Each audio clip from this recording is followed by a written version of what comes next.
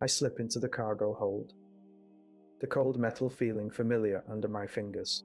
The hold is dimly lit, crates stacked high. It still mentions, stacked out. A prisoner stirs, his cell door, hissing open to reveal a gaunt face, staring back at me through the darkness. Every transfer must be logged and confirmed with Imperial authorities before we can leave. I punch in the required data, but my heart skips a beat when I see the message flashing on the screen, transmitting to unverified coordinates. What if they're not where we think they are? One of us. I check my gear one last time before boarding the detention ship, wondering what lies ahead. I stand in the shadow of a towering detention ship, its hull gleaming like polished steel. The rule is clear: no one touches or speaks to prisoners unless ordered by protocol. I hear the soft, muffled sobs from within the cells as we prepare for departure. A prisoner shifts slightly, his bare feet scraping against the metal floor. His eyes flicker open, a wild look in them. I can't help but wonder how many more nights like this he'll endure. The hatch begins to slide shut, and my heart sinks with each click of the restraint securing his cell. The ship's engines hum to life, and we're on our way through the void, moving screams through hyperspace. Cargo bay lights glint off restraints as I rush between cells, fingers flying across the log. A prisoner's eyes snap to mine, wild with fear. His sobs echo through the hold. No contact, unless protocol dictates. My hand hovers over his cellar. Just a touch to confirm vital signs. Protocol bites hard. One touch could start an incident. I grit my teeth and continue past. The cry of a baby from one of the cells stops me cold. Why?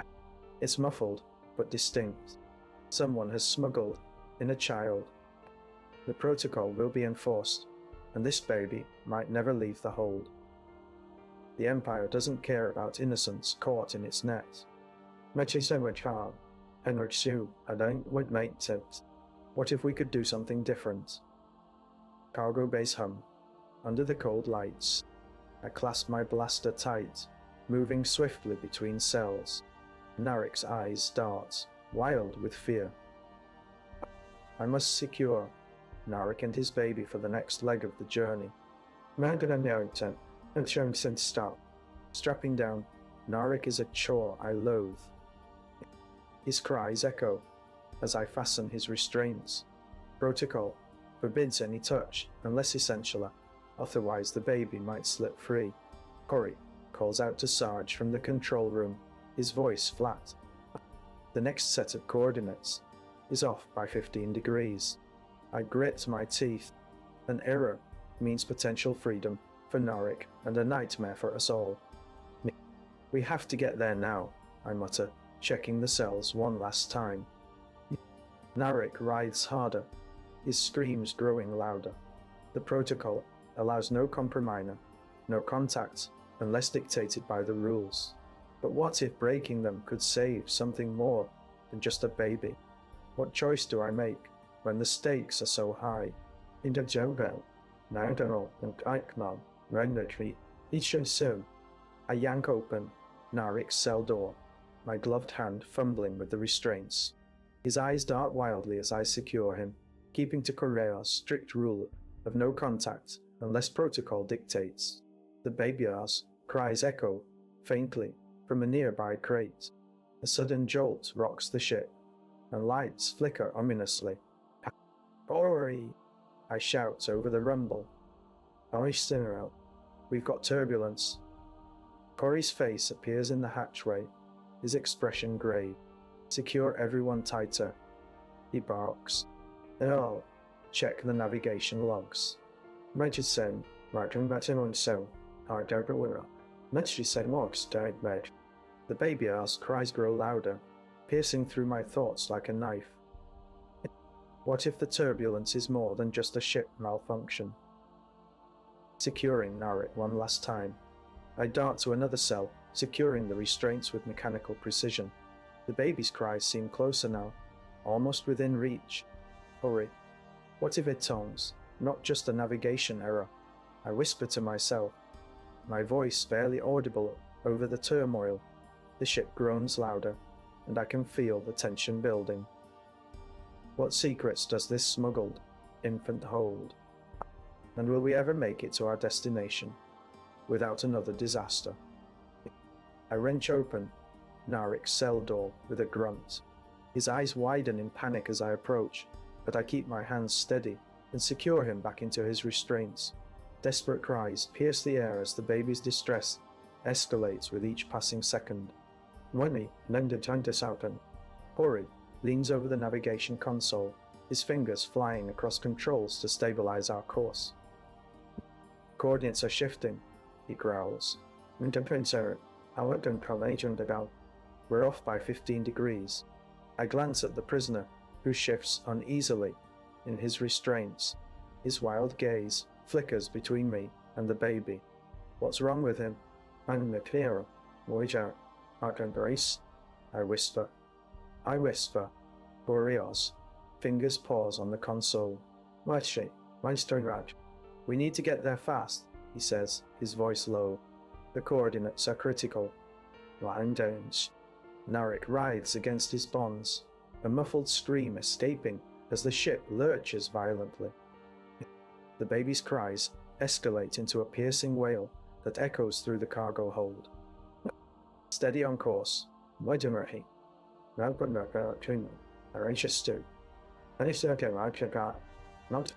Corey barks, his eyes locked on the sensor readings. I tighten Narikos. Restraints again, feeling the weight of my duty. What if we fail to secure him properly? Do we just hope he stays put? The ship shudders once more, and I can't shake the feeling that something is terribly wrong. What secrets does this baby hold, and why are they so dangerous? The turbolift doors slide open with a hiss, revealing the dimly lit cargo bay. Narek thrashes against his restraints, his face contorted in agony as the ship shudders violently. Hurry. We're losing control, I whisper, my voice barely audible over the baby's cries. The rule bites hard. Any deviation from the planned course will trigger an immediate lockdown and search. Narikar's struggles intensify as the droid monitor alarms blare, red lights flashing wildly. Hold on tight, I shout to Corey, who glances back at me with a grim determination in his eyes. He knows what we're risking, but he also understands that missing our coordinates could mean Narek getting closer to freedom. The ship lurches again, and the baby's wails grow more frantic. We can't hold much longer. I grit out, my heart pounding in sync with the Shippar's engine. If we miss our target, everything will change. The Empire wanna. Let this go unchecked. As if on cue, the droid monitor activates a lockdown protocol. The bay doors seal shut with a loud clang, and the lights dim further. We're under trapped, Corey mutters, his hand tightening on the controls. The final sentence lingers. What will they find when they search? The cargo bay shudders violently as the ship jolts from an uncommanded jump. Narikar's thrashing grows more frenzied, his eyes wild with fear and pain. Any deviation from the planned course triggers an immediate lockdown by Imperial forces. Corey grabs my arm, his grip tight. We need to get him to the holdout before we can stabilize. He pulls me towards a small hatch, hidden behind cargo crates. We crawl through the cramped space, Narikan's screams echoing off the metal walls. The droid monitor off. Red light pulses ominously outside. If we fail to reach the holdout within 5 minutes, the ship will automatically lock down, trapping us in this bay with Narek. The hatch opens into a dimly lit service corridor. We move quickly, but cautiously, keeping our eyes peeled for any signs of impending lockdown. A faint hum grows louder as droids approach from the cargo hold. Their metallic footsteps echo down the corridor, closing in on us at an alarming pace. What will happen to the baby if we can't escape. The dim light of the service corridor barely penetrates the shadows as Corey and I shuffle closer to the hatch. The droid footsteps grow louder, more urgent. I clench my fists, feeling the rough metal of Narek's restraints under my fingers. 5 minutes. Corey hisses, glancing at the console where the lockdown timer ticks down. Nice day. We need to move. Wait. I nod, pushing myself forward despite the pain in my shoulder from holding back Nareka's thrashing. The droid monitors are closing in. Their red lights flicker menacingly as they approach. The hatch creaks open, and the first droids step inside. They scan the area with cold efficiency, their mechanical eyes locking onto us and Narek. Without a word, Corey shoves me toward the holdout door as his own weapon pulses to life. Go, he whispers fiercely.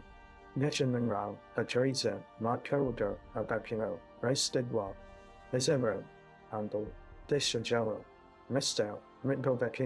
nice circuit. The droid's arm moves too quickly for me to react. I dash into the holdout, slamming the door behind me, just as a blaster bolt whizzes past where my head had been moments ago. Inside, the holdout is cramped and dimly lit. We have enough supplies to last a few days if we can stay hidden. Well, yeah, are not synchro. Are entirely different in Easter, but staying here means leaving Narek to whatever fate am outside. The baby-ass cries grow more desperate, echoing through the narrow space. I clench my hands into fists, trying to block out the sound as I search for anything that might help us escape this nightmare. What will happen if we can't find a way back to the ship? Will the baby be left behind in the holdout, with no one to protect him? The silence that follows is deafening. The hatch creaks open, just as droids flood the corridor.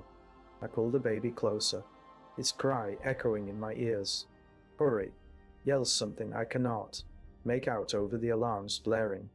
Stay hidden, Corey barks, shoving me into a nearby storage closet. He slams the door shut and runs back towards the hatch, his blaster at the ready. The droids scatter around us, their searchlights casting eerie shadows on the walls.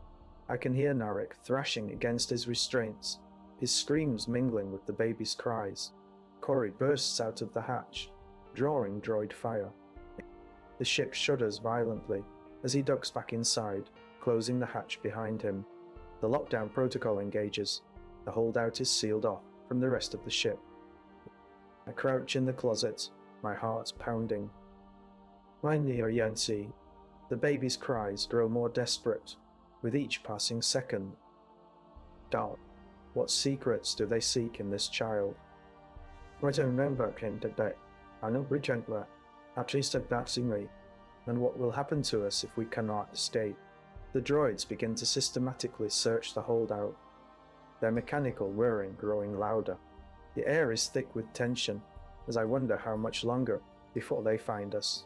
The storage closet rumbles as droids screech past outside. I clutch the baby closer, her cries now a desperate wail. Stay quiet, Corey whispers urgently. I'll handle this. He steps out into the corridor, drawing the droid's attention with deliberate jerky movements. My heart races. Any moment they might find us. Corey's absence leaves me holding the baby in the dark closet. The ship's systems are failing, and we need to reach the control room quickly. But how can I move without making a sound? The droid search intensifies. Their lights flicker past the door, inches from where I crouch. Panic surges as the baby's cries grow louder, piercing through my resolve. A cold metallic hand slams into the door, nearly splitting it in half.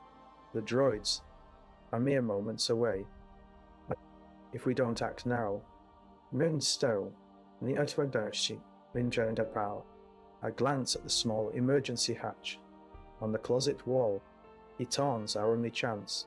With trembling hands, I pull out a spare tool and begin to pry open the hatch. The baby's cries echo louder, her tiny fists clenched as if trying to break free. How can I abandon her? Well, I don't want to abandon Joe, but Corial's life is in danger too. All, but not Surat. With a grunt, the hatch gives way, and in Micho, after material, I squeeze through the narrow opening, the cold metal biting into my skin. The ship's interior looms dark and menacing. What will happen now that we're exposed? I hear Corey's voice shouting desperately. Somewhere beyond the droid's reach, his life hangs in the balance, as much as mine. Corey's footsteps echo down the hall, as droids drone in the background. I grip the hatch handle tighter. I wonder, my mission, where I go. I twist it with a sickening click, and the cold metal grates yield. We're discovered. Well, the droid's lightsaber activates its red blade, slicing through the air, inches from my face. Corey yells for me to go, but I can't leave her here. No! I pry the hatch open wider, revealing a narrow passage. On the machine brow, watching. She sees it and crawls in, barely squeezing through. The droid's scanners ping, focusing on us. I hear their mechanical clicks as they move closer. If I stay, Corey will be caught.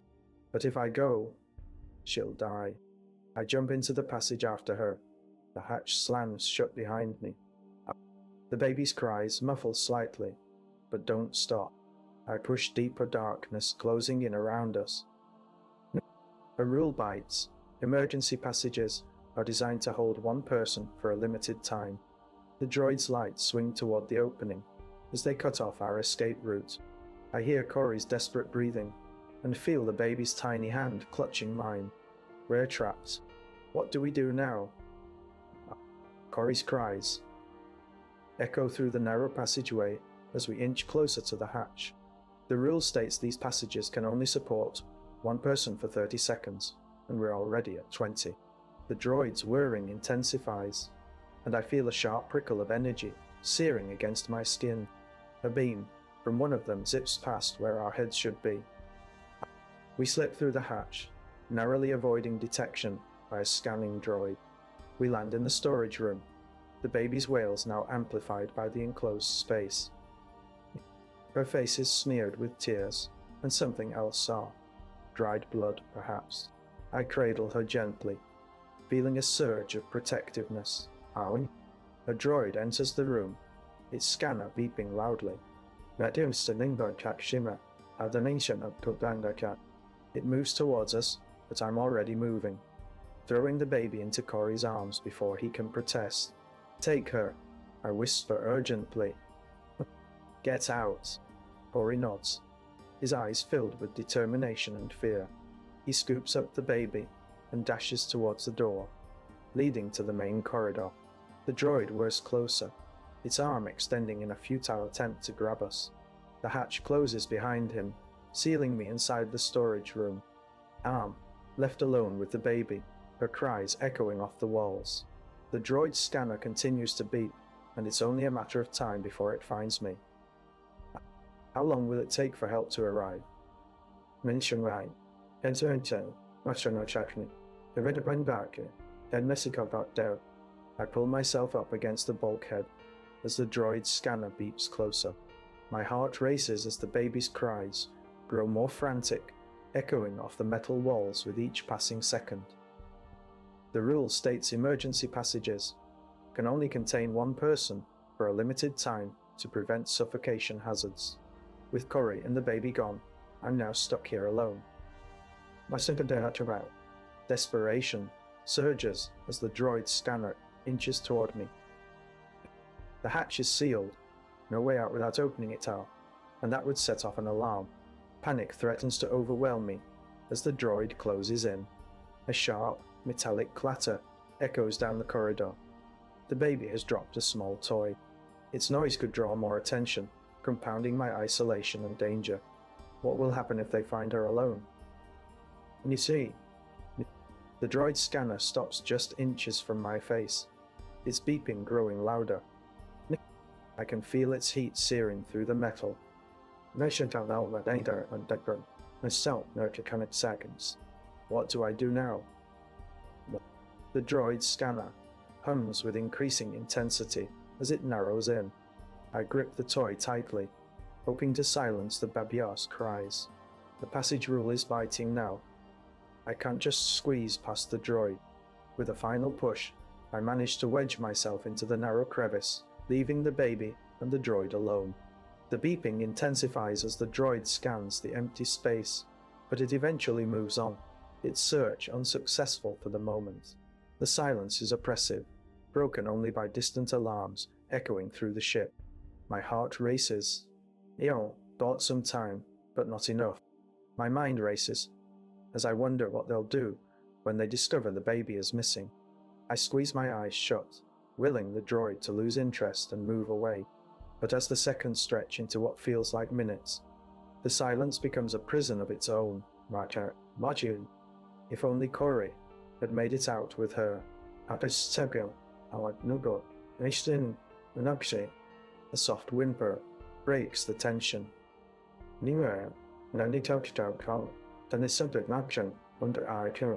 The baby must be getting hungry or cold.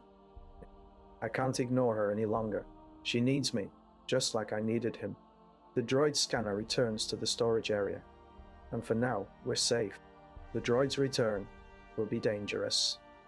What do I do when the droid comes back? A droid's red lights scan the corridor, casting eerie shadows. Corey helps you both squeeze into the crevice, cradling the baby tightly. The droid scanner beeps closer, its metallic steps echoing ominously. Emergency passages can only accommodate one person for a short time, and you're stuck here with the crying infant. Corey whispers urgently, "We need to move," but the passage is too tight. The droid approaches, and the baby's cries grow more frantic. You feel your heart race as you realize the dropped toy has drawn the attention of a second droid. Further down the hallway, the second droid's scanner whirs to life, drawing closer with an ominous hum. Panic surges. The storage room feels like a death trap. The only way out is to risk breaching the rule and squeezing past Corey. "I'll go," you whisper urgently. "I'll hold them off." Corey hesitates, then slips into the narrow passage, his form vanishing from sight. The droid's scanner closes in, its light dancing across Corey's face. The baby's cries are muffled against your shoulder as you hold her tight. A second droid rounds the corner, its scanner locked onto you and the baby. What will happen when it identifies two occupants? The passage rule bites hard, sealing off any escape path. Will the droid's discovery mean certain capture for both of them, or is there a way to outsmart this system? The dim corridor glowed with the faint blue light of emergency lights. I crept down it, feeling every step. Meanwhile, Corio's breath hitched behind me as we approached the central junction. I applied the passage rule, no stopping within 10 meters of the scanner. We had to keep moving. Well, a soft hiss echoed as we rounded a corner. The scanner's beam sliced through the darkness, nearly catching us. I pulled Corey into the shadows just in time. The storage room loomed ahead, filled with crates and old tech. If caught here, it meant transfer delays and potential exposure. We couldn't afford that luxury. Menacing bedmeasuring. I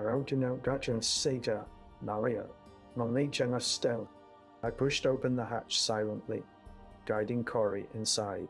The clank of metal against metal echoed ominously as we settled in among the dusty gear. "Stay here," I whispered to Corey, who nodded, eyes wide with fear. I stepped out into the corridor, heart pounding. A Gardon's voice drifted from down the hall. "Clear!" The scanner's hiss grew louder, closer. My breath caught as the droid's beam locked onto me. I sprinted for the junction, but not fast enough. Two droids cornered me. One raised its arm, the scanner activating again. "Corey," I shouted, "go now." The hatch slammed, shut behind him. "Morozno, When Mr. Xisonda Kerwell, the scanner R's red light flickered ominously as it scanned my location. I ducked into an emergency passage, closing the door and locking it with a final click.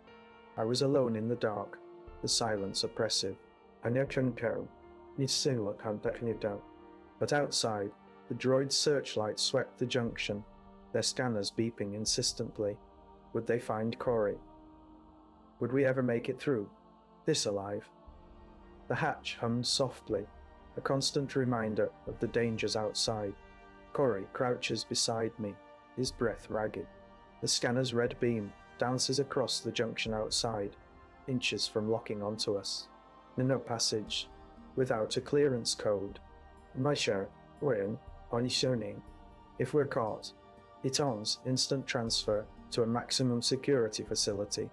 There is no room for error in our evasion strategy.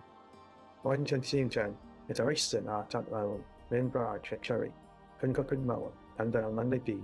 Corey, and I press against the wall as another droid rounds the corner, its lights flickering ominously. The proximity alarm begins to beep urgently, its volume increasing steadily. I whisper, we need to move. I don't know how. Just as Corey reaches for a hidden latch, the scanner locks onto us. Its tone is sharp and insistent, and the droids start moving closer. Move! I hiss, tugging Corey along. We dart into the narrow passage, its walls barely wide enough for us both.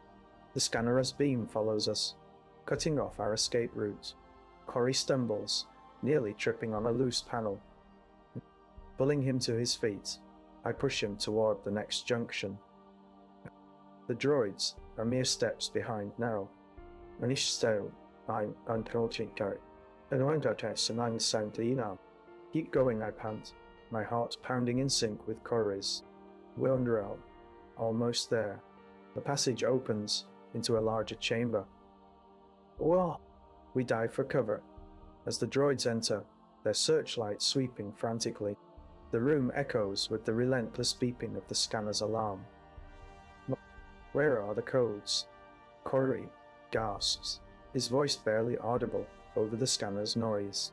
I grab his hand and pull him towards a hidden compartment. There aren't here, I say, fumbling for the right panel. Nishnunja, I've done no then. Can train now, Bertaderi, and astrology in the milky degree. I'd staying sent, element to kill. But we only have seconds. Well, the droid's searchlights find us just as we slip inside, the door sealing behind us with a hiss. Are they gone? Corey asks, his voice strained. My mind races as I nod, already planning our next move. The scanner's alarm is still ringing, and it won't stop until it finds its target out, until we can silence it. Corey and I crouch in shadows as droids saw. Searchlights sweep past. The scanner's red beam dances just millimeters from our hidden compartment.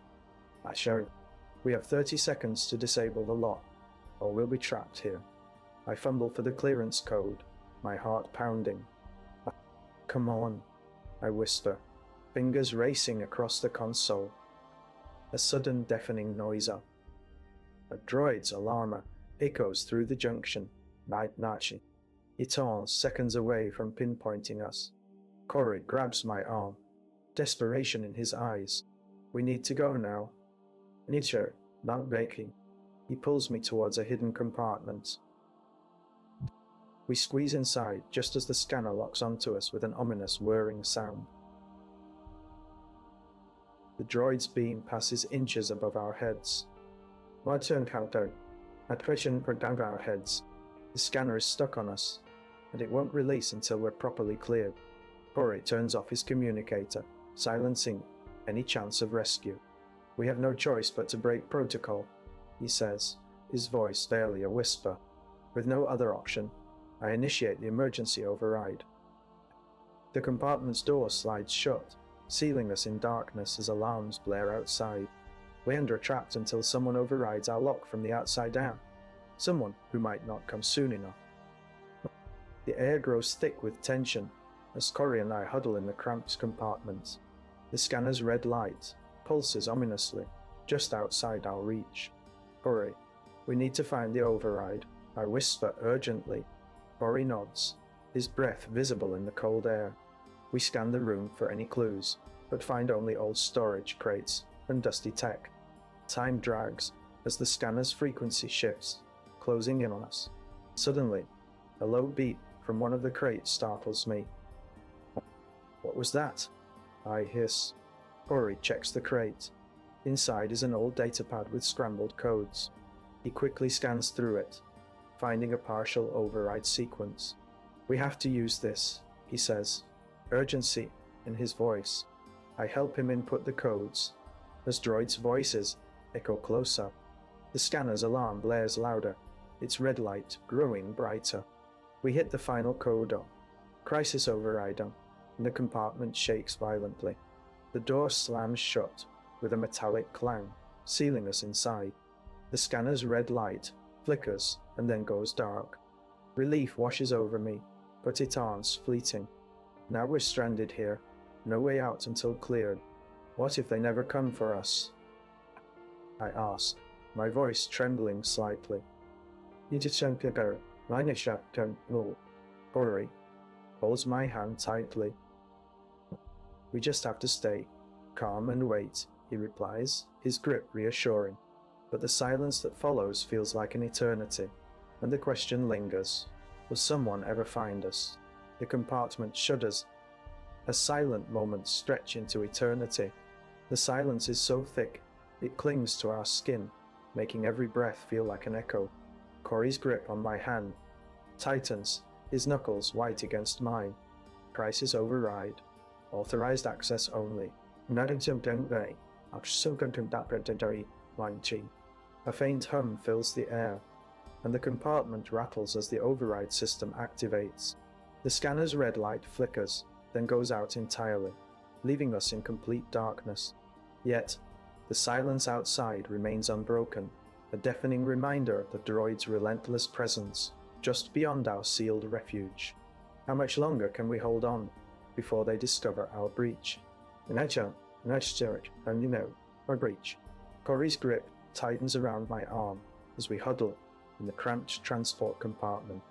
The silence is oppressive, broken only by distant machinery. Hums.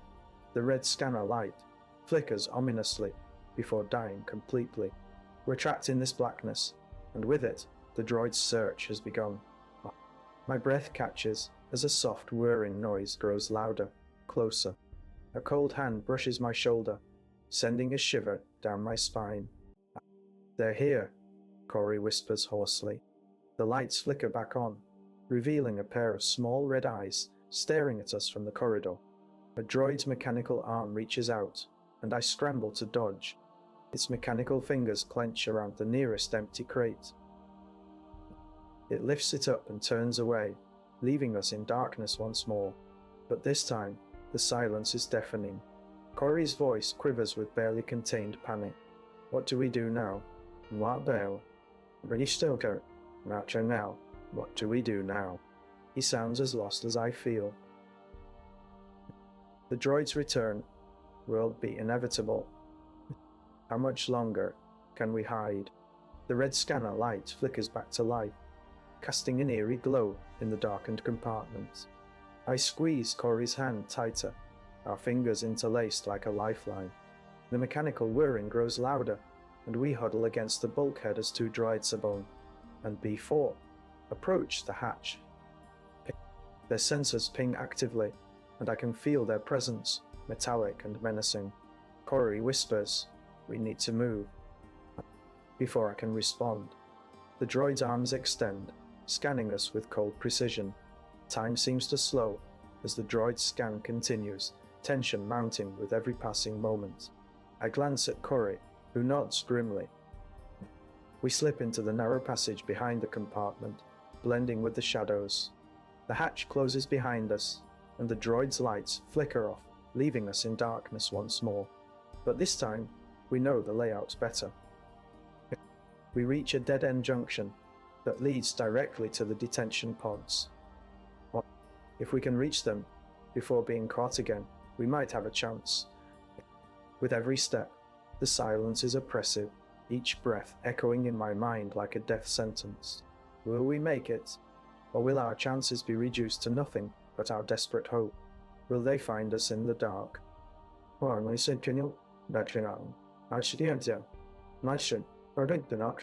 Corey and I dart behind a bulkhead. As droids, Bone and B4's whirring approaches, the scanner light blinks back to life, casting eerie red pools in the darkness. The rule is simple. We move faster when they can't see us, but speed comes at a cost. I squeeze past Corey, my fingers brushing his arm, before diving into the shadows under the next bulkhead. Droids, Bone, and B4's mechanical footsteps echo overhead. Closer now. Another micro scene. We stumble into a small alcove, barely big enough for both of us to crouch in. The scanners flicker erratically, their red light barely reaching this corner. The air is thick with tension as we struggle to breathe in the cramped quarters. Corey, I whisper, we need to think up. A sudden jolt throws me off balance, and my shoulder slams against a metal grate. Pain pulses through me as I try to catch my breath. Corey's hand tightens on mine, offering silent comfort. The droid's footsteps fade, but the scanners persist, their light flickering wildly. We're not out of danger yet. They'll find us eventually. And well, the question is, will we be ready? How long can we hold out? In these dim corridors, the red scanner light flickers back to life, casting eerie shadows against the walls.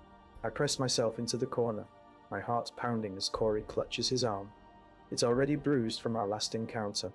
Droid's Bone and B4's mechanical whirring grows louder, their lights pulsating above us like hungry eyes. We have no time to waste. Come on, I whisper urgently, pulling Corey towards the nearest detention pod. We need to get you into one of these. Corey hesitates, wincing at his injured arm. What if they find me here? They'll know something's wrong. Something's wrong. I grasp his shoulder firmly. He taunts our best chance. We have to act fast or they don't catch us both. We race towards the pods, ducking behind a row of crates as Bone and B4 pass just a few feet away, their scanners sweeping through the compartment like searchlights. I quickly push Corey into one of the pods, slamming the door shut with a metallic clank. The droids continue their patrol, their scanners still moving erratically overhead. Inside the pod, Corey's breathing is ragged and fast. Stay here, I instruct, darting back to tower. But as soon as I step into the open area, Bone and B4 lock onto my position with deadly precision. Their mechanical arms extend, gripping the walls around me. Corey! I call out frantically, but he can't hear over the whirring of the droid's engines. They're closing in fast. The pod's door clicks open, just as Bone and B4 reach for me. No! No! I cry, trying to scramble away, but he turns too late. Bone's arm snags my jacket, pulling me towards the droid. I feel a searing pain as Bone's gripper pinches into my shoulder, causing me to scream in agony. The droids drag me towards their scanners, their mechanical eyes narrowing on me with an unyielding gaze. I call out, Corey, where are you? Are they able to hear me? What will they do now that I own court?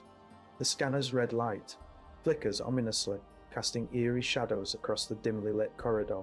I whisper urgently to Corey, we have to move now. Out. He nods, his eyes wide with fear and determination. We dart out of our alcove, my heart pounding in sync with Corey's. Bone and B4 loom ahead, their mechanical whirring, intensifying as we approach. We weave through the narrow passages, every step fraught with tension. Just as we think we've lost them, a sudden turn sends us stumbling into a dead end. Corey and I collide with a detention pod, our bodies crashing against the cold metal. The droids are closing. 1 meters away now. No. Panic surges through me as I realize we're trapped. There's no room to maneuver or hide. The only option is to try and disable one of the droids. I pull out a small tool from my pocket hoping it's enough. Here, I say, thrusting it at Corey. Underbelly Brower, not beating a carpet, 9 dead stone. I'll under our fancy. You handle bone, I'll take care of B4. Corey takes the tool, his fingers trembling as he aligns it with the droid's head slot.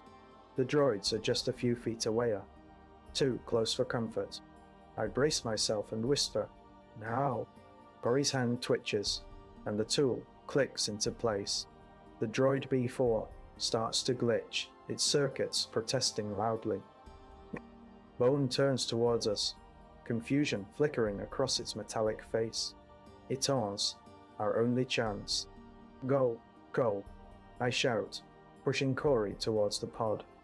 Netzia, with a final burst of adrenaline, he darts inside as the droid Bone approaches. I take aim at the scanner with my tool, aiming to short-circuit it completely.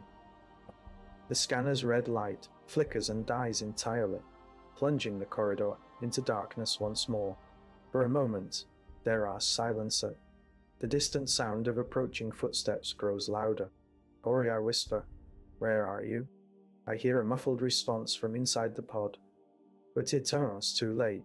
The droids, Bone and B4, have found us again. I shake right where down, don't want milk, and for a gosh. Their mechanical arms reach out, and the cold metal grabs me by the arm, dragging me towards them. The door to the detention pod slams shut behind me, leaving only darkness and the oppressive sound of my own ragged breathing. Will Corey make it? Or are we both caught in this nightmare with no escape? The corridor is dimly lit, shadows dancing along the walls as I move swiftly. A low hum from the droids grows louder. Netcha, Adnita Dakshin, Nitsim, Nagal, and Updation, Balafer. Get in there, Corey. I whisper urgently into my comlink. I reach the scanner console, fingers itching for the tools in my utility belt. A Bone droid rounds the corner, its red eyes locking onto me. Corey. Cole, I shout, hoping he's quick enough.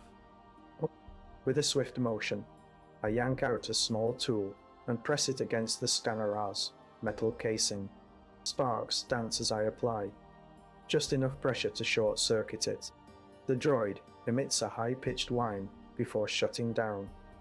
Magternerland Doughty, but the B4 droid is already moving, its arm extended in my direction. Well, before I can react, B4's blaster fires, singing my shoulder.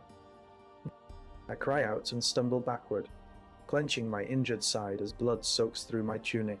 Ori! I call again, panic surging. I dive behind a corner, knowing the droid will come for me. But to my relief, the comlink crackles to life with Koryar's voice. "I'm in," he says tersely. "Oh." The B4 droid rounds the corner and begins to scan the area. I hear Corey's muffled breathing as he maneuvers inside the detention pod. Time is running out. Corey, hurry, I urge, my heart pounding. Mission certain. I'll dial Canada St. Atom.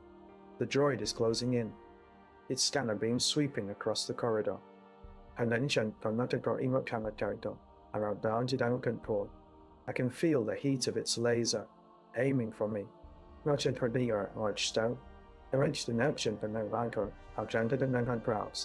Koryar's breath catches, then resumes.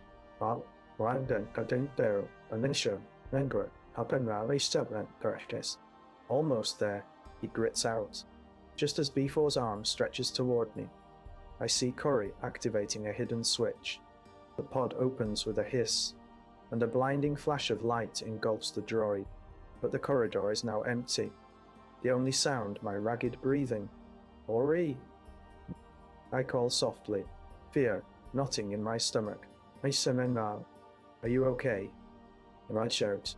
The answer comes back quickly. Yeah, I'm fine. Let us move. Don't go out to. I sprint down the corridor. The B4 droid's blaster crackle echoing ominously. I dive for a maintenance panel, fumbling with my tricorder to short-circuit the scanner. The pod opens just in time. Corey slips inside as the droid looms over us. The last thing I see is Corios's face, pale and determined as the pod doors slam shut. The scanner flickers and dies just as it starts up, leaving a momentary pause before the droids notice the malfunction. I dash for a ladder leading up to the reactor core. The corridor lights flicker. More droids are closing in. I can hear their mechanical whirring from above, and my breath catches as I climb faster. Halfway up, the ceiling drops, sealing off the lower half of the corridor. The droids breach the upper level with a metallic screech. Their blasters fire, but I'm already through the hatch to the reactor core. Inside, the air hums with energy. The core systems are humming just as loudly. I rush to the control console, frantically typing in override codes. The screen flickers, and the droid's whines grow louder. With a final flourish, I hit the activation button. The reactor's shields activate with a blinding flash of light. But it's almost too late. More droids are swarming through the breach. One of them grabs me by the arm, its cold metal fingers digging into my skin. "Corey," I whisper, struggling against the droid's grip. "We need talk." The droids are. Blasters fire, the shots searing across the control room. The reactor's systems groan under the strain, and a warning light begins to flash ominously. Are we trapped here forever? Sasha darts between glowing reactor panels, her heart pounding as blaster bolts ricochet off the force field. The B4 droid's heavy steps echo down the corridor, and she knows she can't hold it back for long.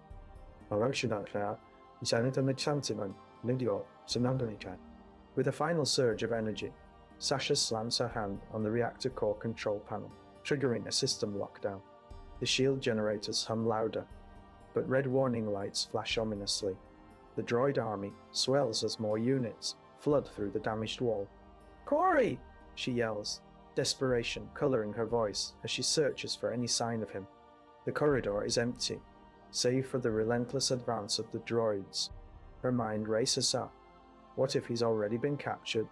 What if there is no time? What if there is no time? Sasha spins to face another approaching droid, her blaster ready. "I'm coming, buddy," she growls, firing a blast that arcs through the air and hits its target. The droid crumples, but the shield is flickering dangerously now. A sharp metallic click distracts her arm, Corios's voice crackling over the comlink. "Sasha, hurry! The pod's open!"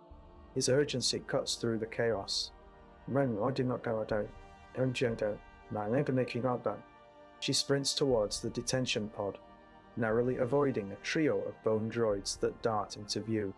As she reaches it, she hears the distinctive hiss of air, releasing from inside. Without hesitation, Sasha leaps in just as the reactor core's lights flare with a blinding intensity. The pod closes with a metallic whine, and Sasha feels the world go silent around her. The last thing she sees is the flickering red light of the breached reactor before the pod lurches into hyperspace. But as the pod accelerates through the void, the gravity well warning lights come on, threatening to tear them apart at any moment. Will the pod survive the journey? Corey's body slams into the pod as Sasha's fingers grip the edges. The droid's blaster fire bounces off the podahot's reinforced hull, but the gravity well warnings are intensifying. The pod lurches violently, the force of hyperspace distorting everything around them. Sparks fly from the reactor core, and a deep rumble fills the corridor outside. "Corey, hold on," Sasha yells through the comlink, her voice strained. "Eon, coming for you." A droid bursts into the pod, its blaster aimed at Corey's chest. Sasha's heart races as she realizes they might not make it out in time. She pulls out a small disruptor from her pack and fires it at the droid's scanner, short-circuiting it just seconds before it can fire. The droid stutters, then falls silent. The pod shudders violently as it accelerates through the gravity well. Sasha's heart pounds as she waits anxiously for any sign of Corey through the comlink. Sasha's comlink crackles to life, static-filled and faint tar, then cuts out abruptly. Panic surges through her veins as she pulls herself further into the pod, trying to shield herself from the gravity well's intense gravitational pull. The pod finally clears the gravity well, but the reactor core is still flaring dangerously. Sasha knows they have seconds before the pod's power. Systems give out entirely. "Corey!" she shouts again, her voice barely audible over the pod's whining engines. "Are we too late?" Oh. The Podan's instruments flicker, and the gravity well warnings grow more urgent. Corey and I slam against the pod's walls as it accelerates through the gravity well, the reactor's warning lights flickering ominously. The droid's blaster fire ricochets off our shields. But the core is failing faster than we can repair. The pod lurches violently, and debris floats around us in zero-G. I grab for the disruptor, hoping to disable another droid, but as I turn it on, a sudden jolt sends me sprawling, the blaster fire cutting off mid-sentence. "Corey!" I shout into the comlink, but my voice is drowned out by the Podahos automated systems warning of imminent collapse. The gravity well's warnings intensify to a deafening buzz, and the pod shudders violently. The droid's blasters cut through the last of our shields, and we are exposed to its fire. I push myself up, trying to find another angular, any way to stop it. A sharp crack echoes as my disruptor shorts out, leaving us utterly defenseless in this tiny metal death trap. What then? The gravity well's warnings become a constant roar, the Podos systems failing around us. "Corey," I whisper, fear gripping me. "Can you hear me?" "Oh." The pod lurches again, and the droid's fire intensifies, each shot tearing through our weakened shields. We are running out of timer, out of everything.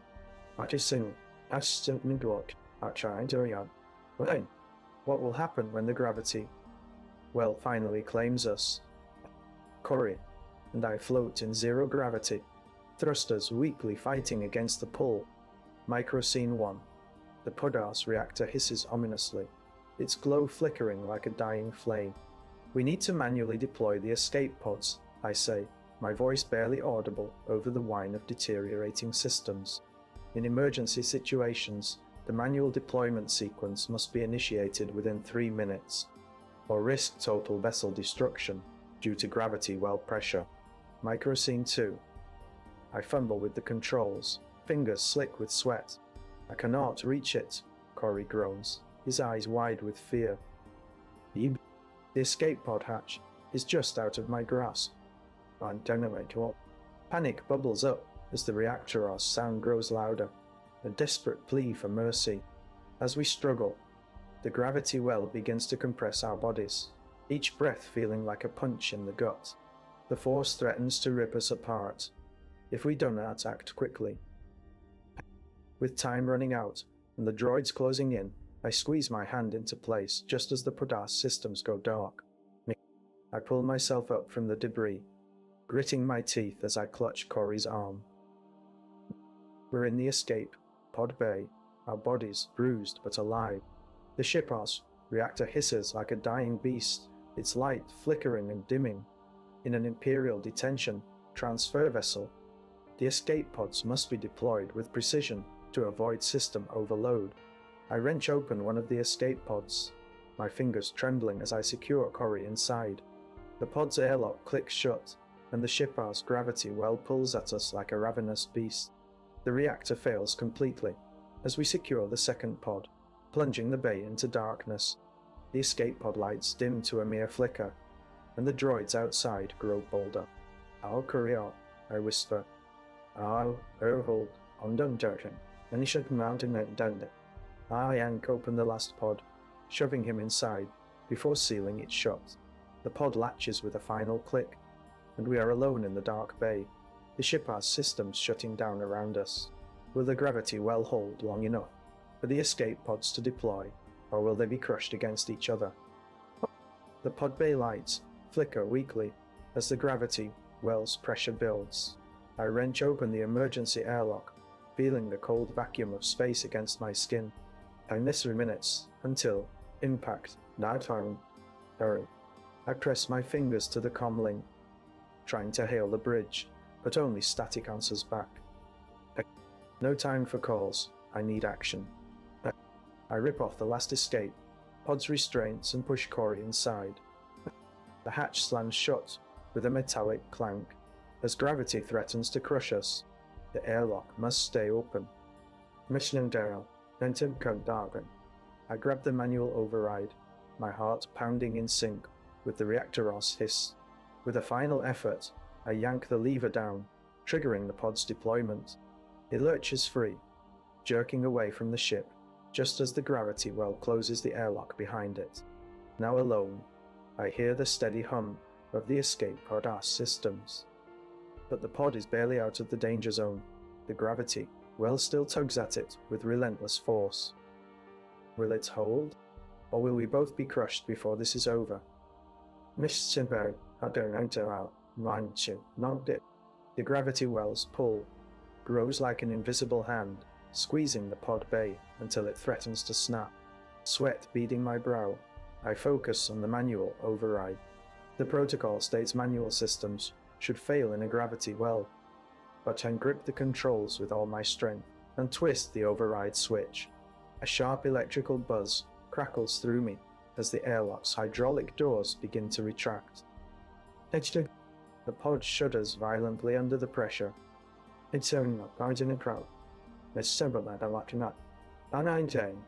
Corey's escape pod is secure. Mine hangs by a thread. If I fail now, both of us will be crushed. I can't afford to lose this. The gravity well tightens its grip and the pod bay threatens to collapse.